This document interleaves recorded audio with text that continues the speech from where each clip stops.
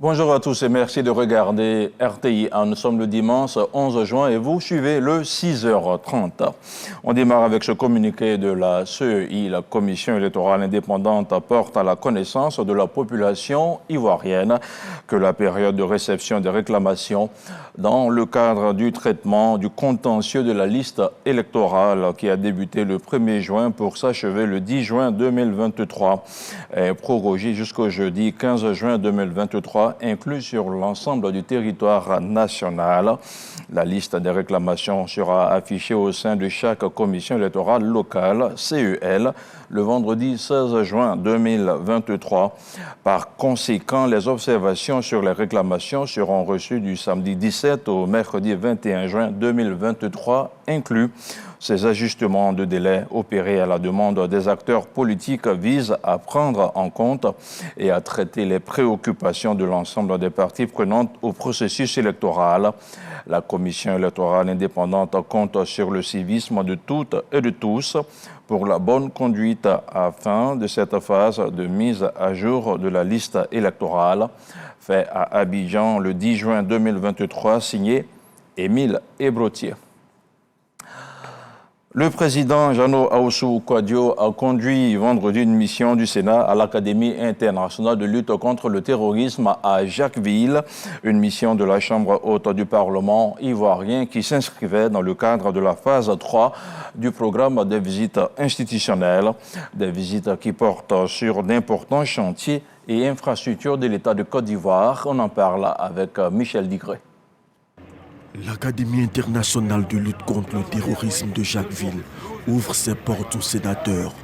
Le temps d'une visite guidée, une trentaine de représentants de la Chambre haute du Parlement découvrent les 1200 hectares de terrain qui abritent les installations de l'AILCT. L'état des bâtiments, des équipements et des champs d'entraînement en passant par le curricula des formations. Le directeur général de l'Académie, le général de brigade, Ala Joseph Kwame et ses collaborateurs ont instruit les sénateurs sur cette académie, pilier majeur de la lutte régionale contre le terrorisme. Regardez comment on a anticipé et qu'aujourd'hui le président Alassane Ouattara fait des efforts, s'évertue à protéger les 322 400 km². Et cette académie est l'anticipation pour la protection des personnes et des biens en Côte d'Ivoire.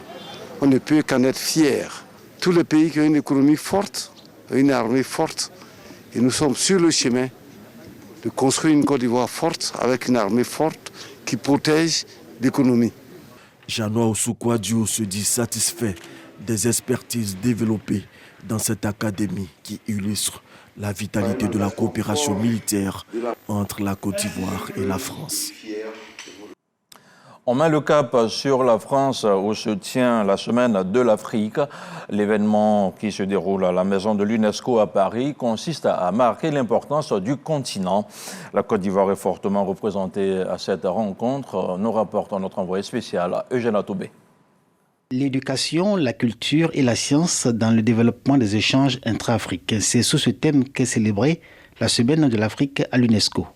L'intérêt que suscite l'événement, la mobilisation des États africains membres et la forte présence des acteurs de l'éducation, de la culture et des nouvelles technologies, tous exposants venus faire découvrir leurs talents au nom de leurs pays respectifs, mais surtout ce qu'ils peuvent apporter à l'Afrique, achève de convaincre de l'engagement de l'UNESCO à jouer un rôle majeur dans l'intégration africaine dans la perspective du développement du continent. Nous sommes toujours là pour accompagner l'Afrique vers sa transformation et pour réaliser le rêve des pères fondateurs d'une Afrique unie.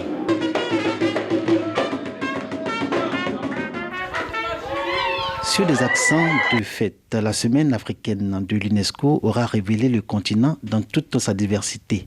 La Côte d'Ivoire, justement, a présenté ses atouts et son potentiel à travers ses exposants, auteurs, artistes, peintres, mais également sa capacité à transformer les produits et son intelligentsia dans le domaine des nouvelles technologies. À l'exemple de cette start-up qui met l'intelligence artificielle au service de l'éducation. Et cette start-up a été vraiment appréciée par d'autres pays. qui ont souhaité que ce modèle qui a été mis en place en Côte d'Ivoire et au Cameroun soit mis ailleurs. Donc, vous voyez qu'à partir de cette semaine africaine, la Côte d'Ivoire va pouvoir rayonner dans d'autres pays. La semaine africaine préfigure un peu ce que nous voulons de la zone de libre-échange économique. La semaine de l'Afrique est le second acte de la semaine africaine 2023 à l'UNESCO. L'institution montre sa détermination à accélérer l'intégration africaine par la mise en œuvre effective de la ZLECA, zone de libre-échange continentale. La ZLECA, entrevue comme voie de développement et de progrès pour le continent africain. Retour à Abidjan, où le ministère de l'Enseignement technique, de la formation professionnelle et de l'apprentissage a lancé samedi les examens de fin d'année. Cette année, ils sont au moins 28 000 candidats à composer pour l'obtention du CAP, du BEP, du brevet de technicien, du brevet professionnel.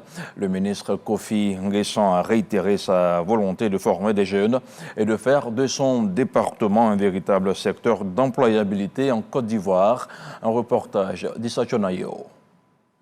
Plus de 28 000 candidats sont en lice cette année dans les filières techniques et professionnelles pour l'obtention du CAP, certificat d'aptitude professionnelle, BEP, brevet d'études professionnelles, BT, brevet de technicien et BP, brevet professionnel.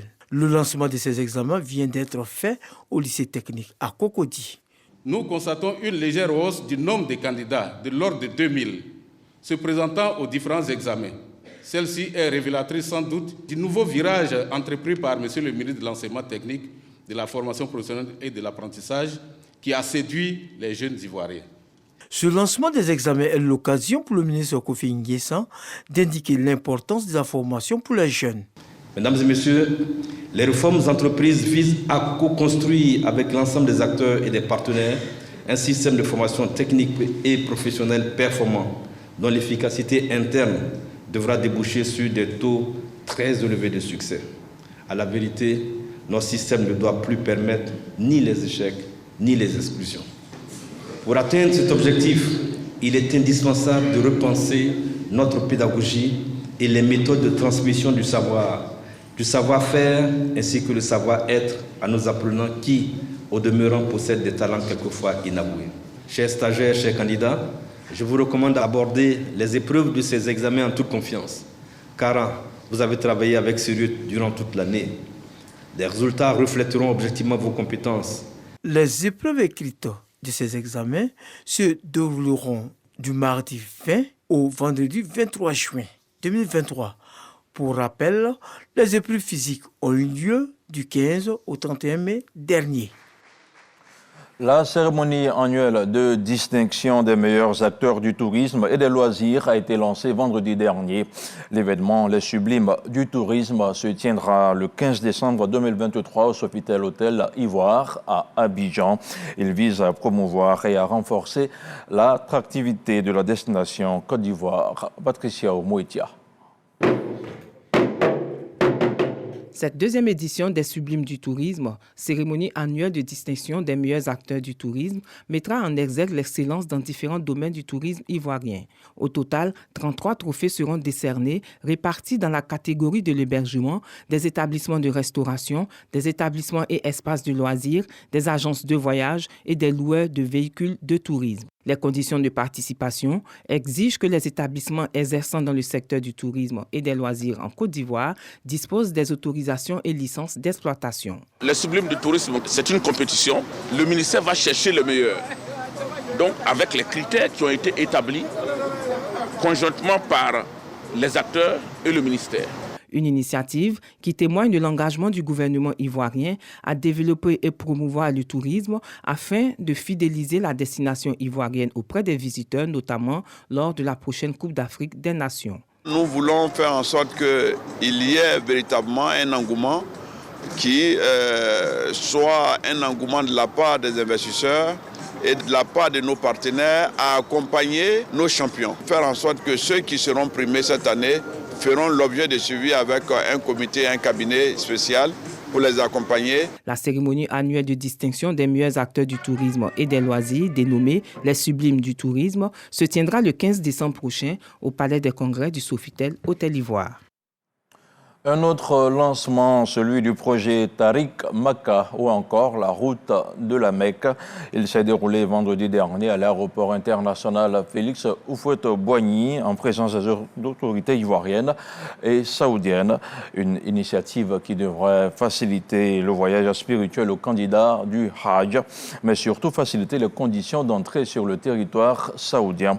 Rappelons que sur les 7 pays retenus, la Côte d'Ivoire est le seul pays en Afrique subsaharienne a bénéficié de ce projet. Un compte-rendu de Demadongui, Konepa Gassoro. Comptoir d'enregistrement et de contrôle des passeports flambant neufs.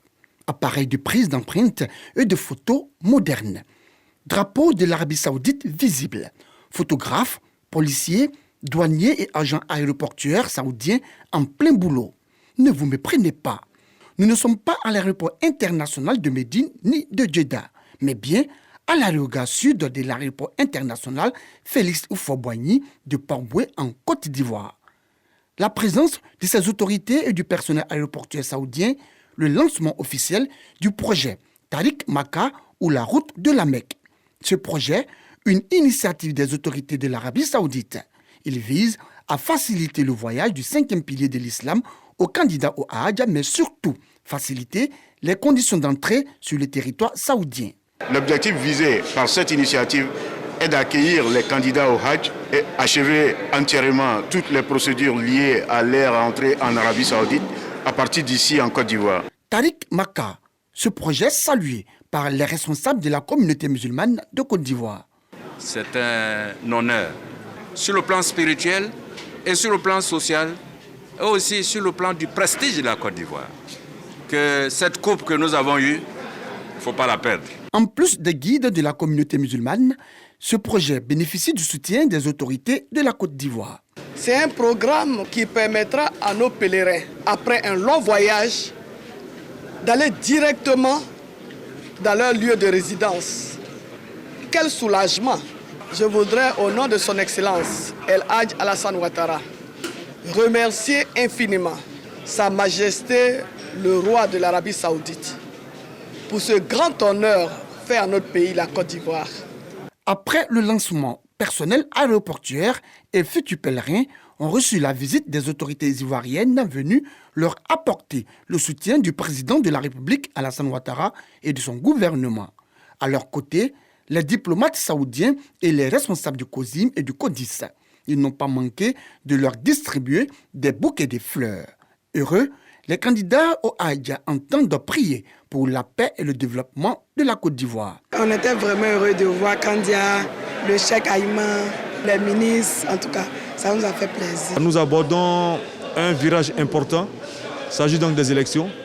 Donc on ne peut pas aller en lieu saint et sans prier pour que la paix règne en Côte d'Ivoire. Rappelons que de tous les pays du monde qui effectuent le pèlerinage en Terre Sainte d'Arabie Saoudite, la Côte d'Ivoire, sur les 7 pays choisis par les autorités saoudiennes, est le seul pays de l'Afrique subsaharienne retenu cette année pour ce projet Tariq Makka ou la route de la Mecque. Ceci pour sa bonne organisation du Hajj. Et puisqu'on parle du Hajj à Médine, la deuxième ville sainte de l'islam après la Mecque, les pèlerins ivoiriens ont participé à la prière du vendredi dans la mosquée du prophète. Aux côtés de plusieurs délégations venues de divers horizons, ils ont prié pour la paix. En Côte d'Ivoire, on retrouve le compte-rendu de nos envoyés spéciaux, Abou Sanogo et Sissé Ibrahima. C'est la mosquée du prophète Mohammed à Médine. Elle est la deuxième mosquée la plus sainte de l'islam après Masjid al-Haram à la Mecque. Elle est située au sud-ouest de Médine. C'est ici que le prophète Mohammed s'est arrêté pour faire la prière du vendredi. Débouchant de toutes les rues, les pèlerins par groupe pressent le pas. Et ils sont venus des 4 coins du monde pour le pèlerinage. En ordre serré, ils occupaient le moindre espace libre.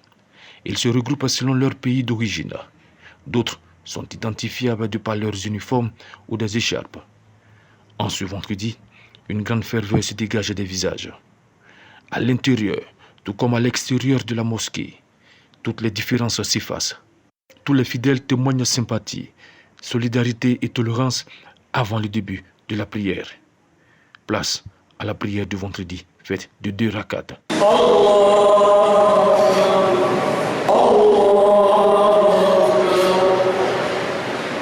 Ici, une prière effectuée vaut 1000 autres accomplies dans une mosquée autre que celle de la Mecque.